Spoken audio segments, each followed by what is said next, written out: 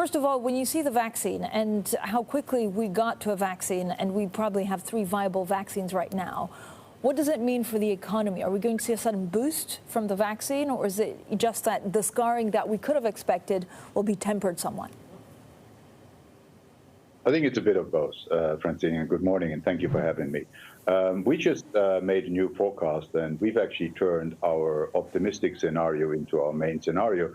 So it shows you that most of the forecasts are heading into a better direction. But I'm continuously warning that whilst the outlook is somewhat better, we will not get out of this very, very quickly.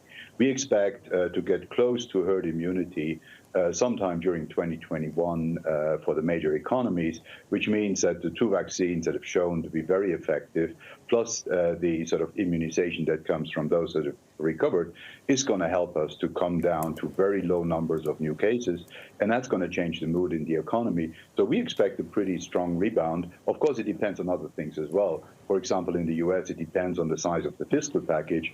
There, we're expecting more of a mid-sized package around 480 billion rather than the 1 trillion that is frequently talked about. So there are signs in both directions, but this will take a long time for things to go back to normal. It'll only be next year in some of the major economies where we go back to pre-crisis levels of GDP, and it will be a long haul to go to pre-crisis growth paths and for unemployment to come down. So no quick fix here. So what does it mean for the kind of rebound that we'll get? Can it actually be sooner than expected and a deeper rebound? And what does that mean for markets? Have they gotten ahead of themselves?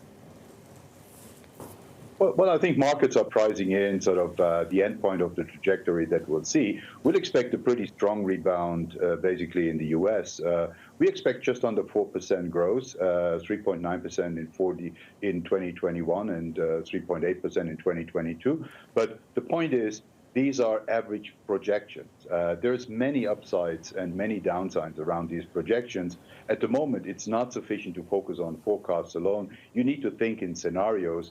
It could be that basically the whole rollout of the vaccine or the production is delayed. There is less acceptance in the population for vaccination. So there are many unknowns that we need to look into. And I'm warning a bit against focusing too much on your average projection. We really need to think in scenarios. And there is some downside in the U.S. in particular around, whether there will be a divided or a sort of democratic sweep or a divided Senate. And that will have implications for the course of fiscal policy. So many unknowns still, and quite an uncertain outlook. But it's a better outlook than we had a couple of weeks ago.